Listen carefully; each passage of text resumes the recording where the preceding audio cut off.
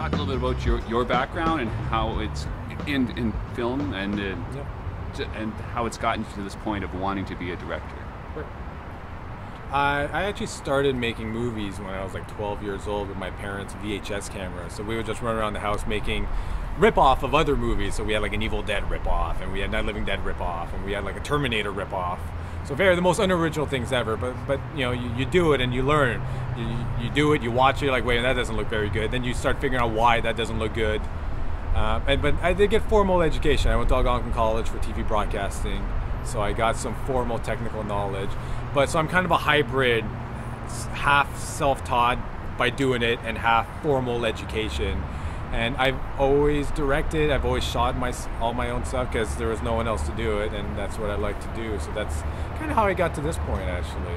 So it sounds like you actually came in with a passion to it. It wasn't like, I need to find a job somewhere. No.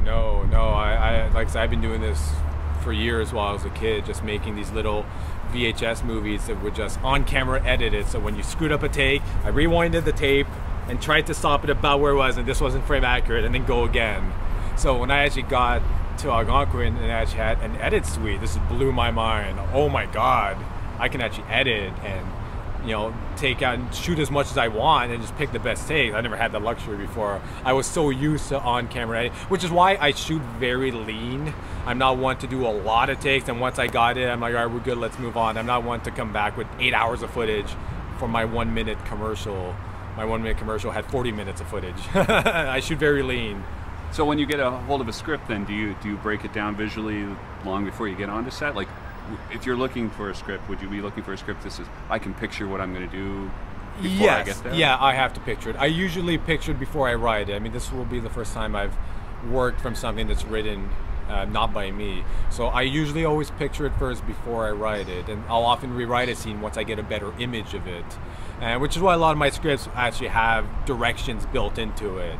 You know, like between lines, I'm like, we're cutting to this, and the camera is going to be, you know, sometimes I'll say the whole scene is from this point of view, you know, if I'm doing a POV shot, or, you know, and I say from this point on we crane up and we dissolve to this. So there's often directions built in because I'm writing for myself.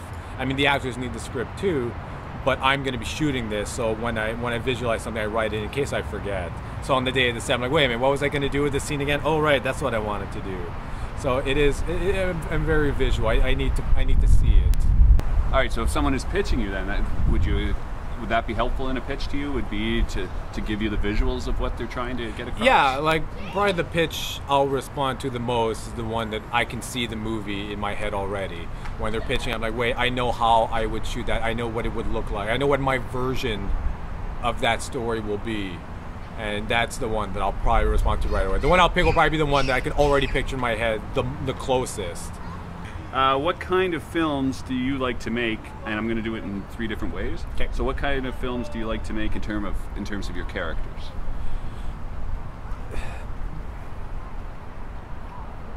I like to make good movies. And I know that means all kinds of different things to different people. But in the end, it's got to be a good story, and it's got to be something worth telling, either for the comedic value, the shock value, the commentary of it. There needs to be something there worth telling. You know, why would I bother making this movie? You know, it's like, well, I want people to laugh, or I want people to just be scared, or I want people to just have some kind of reaction to it. There needs to be something there worth making.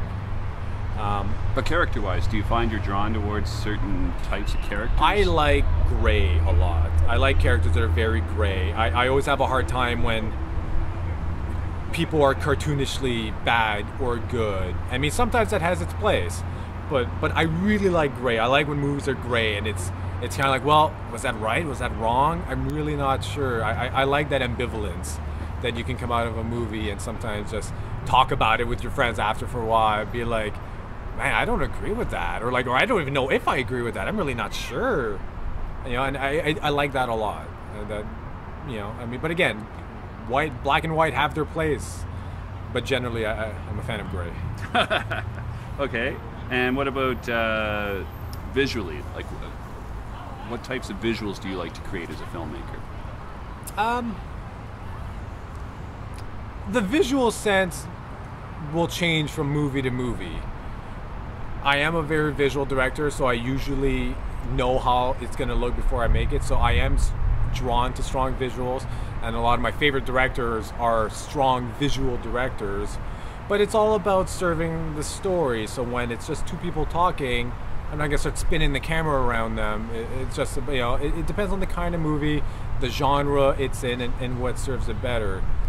But I am attracted to strong visuals, and I do tend to plot out my movies visually as a mood setter even. You know, like, well, this is gonna be kind of a somber movie, so, you know, we're gonna kind of lock it down, we'll take it slower. Like, this could be a really kinetic movie, so the camera's gonna be moving all kinds of places. So it depends on the subject matter, but strong visuals are definitely a good starting point. Yeah, like the last couple of things I've seen that you've done have had a lot of movement. They have, because I thought it worked for what the movie was. I mean, when you just have a bunch of ingredients fighting on a black stage, I mean, it's not, you know, there's not that much to look at. So, you know, I try to make it fun. That kind of movie was fun, so I tried to have fun with some of the camera moves and just keep it going, because I wanted it to be exciting. I wanted, you know, to keep going. So I'm like, well, I'm not just gonna stick this on a tripod and let them fight out like that. You know, I want to keep moving. And I guess same thing with the beer commercial. I'm like, it's very heightened, they're in danger, so I'm just like, you know, we got to be moving and we've got to stick with them, big camera moves. And that was, you know, I called that the Sam Raimi style of shooting movie. I'm like, we're having big camera moves and we're going to be very ratchet, you know. But sometimes that has no place. If it's a drama and it's a very low-key kind of affair, the filmmaking has to get low-key with it. And you're capable of both. Yeah, no, I really, like I said, I never know. It's about what the story is. Once I know what the story is, and that's when I start figuring out visually how it'll be. This will be a much more like static, kind of easygoing, slow movie, traditional setups, or like this is gonna be really wild, and we'll have fun with this and kind of go off the rails. And maybe just talk about in terms of story, like what types of stories do you like to tell? Do you like telling a romantic comedy? I'm not a big fan of romantic comedies. I like genre movies a lot. I like horrors, I like thriller, I like action movies. So I am generally drawn to genre elements. Sometimes in some way, you know, like I don't mind a dramatic movie, you know, like a kind of a drama having horror elements. I do like that kind of genre blending, but I'm not a big fan of romantic comedies. They're not my thing. And even comedies in general, I'm not very good at. I'm more attracted to kind of the dark humor or kind of the very absurd humor. So I have my kind of comedy subgenres that I like, but general broad comedies just aren't for me. I guess that goes with the gray thing. You know, I like gray, so I tend to go towards movies that help that out. And you know, sometimes genre movies are the perfect vehicle to kind of explore some of those issues. And I love movies that are, you think they're about one thing, but they're really about something else. I do like subtext to a movie, and I know the last few things I've made didn't have any subtext. What you see is what you get, which is fine sometimes, but I do like subtext. You know, I love when you watch a movie, you're like, oh, this is just a zombie movie, but it's got that undercurrent of social satire. Like, it's actually has a point to make about this. It's not in your face, because I hate on-the-nose storytelling. I hate when they're just hammering you over the head with the theme. So I'm very much attracted. I do like subtext in my otherwise traditional movies. All right, excellent. So no kissing in your movies. There can be kissing. There can be kissing, just maybe not in a romantic comedy kind of way. Unless you find a really kick-ass take on a romantic comedy that really subverts the whole genre and really has something to say about it, then yeah, then that could definitely work. But a traditional, straightforward romantic comedy, not so much. Perfect. I'm just not the guy. Maybe Jeremy. So I'm sure you've heard other people's ideas that got you excited, where you went, yeah, that would be cool. Like, what do people tell you? What gets you excited when someone's telling you an idea about a film?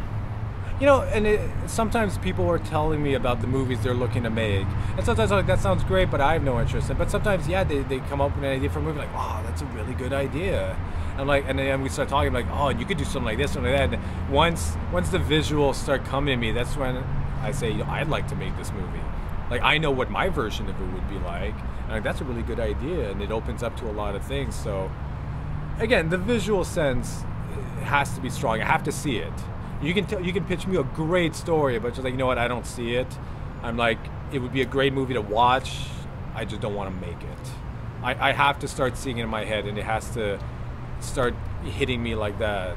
And again, even when we came up with the whole pumpkin pie thing, I just thought this was a ridiculous idea. And then, you know, I read how you beat the ingredients together and started thinking, and then that's when we started pitching. I go, what if like Pumpkin was a pimp? And like, yeah, and then they could fight. Like they could do like all kinds of crazy. It could be really kind of wacky and cartoony too, because there's just a bunch of ingredients. Oh, and the flour guy could be covered in flour. And like, yes, I can see it now. I know what it'll look like. And that's when I said, you know what? I think we can actually make this ridiculous movie. And like, I see it now, so I'm on board. Because everyone else was on board way before me. They're all like, yeah, this is great. I'm just like, no, this is not a movie. It's a recipe. It's not a movie. And then, but once I start seeing it, I'm like, yes, you know what? I think there was a movie in here. And then that's when I said, all right, you know what? We'll make the pie movie. Now, can you also get a sense like when people are like can actually feel their own genuine passion for what they're telling you? Like, oh, for sure. I mean, some people can sell you stuff that you don't even want. So that, I mean, definitely if someone's really pitching it, they can get it across. I might not, and that's kind of what happened with the pie things. Is I couldn't see it at first. And a few of the other people in the crew were like, oh, you know, it could be kind of cool. We could do something like this or this. And most of their ideas didn't stick. But, you know, some of the root of their ideas set me off. And I go, oh, wait a minute. Yeah, you know, maybe something like that. And then we kind of started honing it in. So definitely the pitch can definitely help. You know, they can just tell me the idea for a movie. I'm like, yeah, you know, maybe. But then they're like, and then, you know, it could be kind of like this and sort of like that. I'm like, oh, you know, I can kind of see it now. I mean, sometimes it will kickstart my own imagination, where maybe I initially dismissed it, and you know, I'm not interested. But then once they persist, they can actually once they kickstart my imagination, I start seeing it. I'm like, yes, I'm on board now. I see it. I can make this movie. Will there be a signal they should recognize in you? Like, will your eyes go wide? Yeah, they might see my eyes light up. I don't know. I've never seen myself coming up with these ideas, but I usually get very excited about it. I'm like, oh yeah, they could do something like this. That would be awesome. But I guess maybe I won't do that because I don't want Jeremy to take it. So I'll be like, stupid idea. Yeah, working with other people's scripts. So working with a screenwriter, how do you see that working? Like what's in your mind right now about how you see that process? I think in a perfect world, the way I'd like to do it is that I'd like to get a pitch for an idea. Like they don't need a finished script, but just an idea for the movie, kind of the general arc of the movie. And I think from there, I'd like to work with them and kind of flesh out to a movie, you know, with the logistics in mind. If we actually have to make this, so we can't get all crazy, we do actually have to film this. So let's, you know, bring some of that to it, and then actually, yeah, hash it out with them.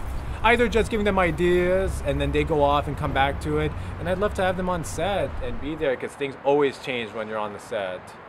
And so it might be nice to have them there. I'm looking forward to it. This will be the first time I've ever made a movie that isn't a self-produced idea, that isn't a movie that either I came up with or I wrote at the very least. So I think it'll be interesting. I'm looking forward to it. So collaboration. You're comfortable with the cooperative process then? I am. I've grown into that. I was very much a perfectionist and kind of a control freak earlier on. That's why I did everything. I will shoot, I will edit, I will direct, I will write, I will produce. But I've grown into I've grown a lot comfortable letting people help, and you know, a good idea is a good idea regardless of who comes up with it.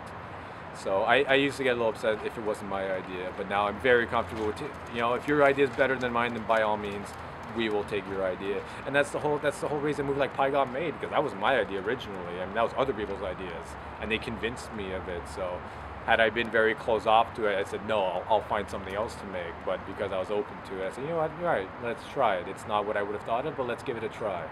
And it worked out pretty well. So I'm looking forward to it.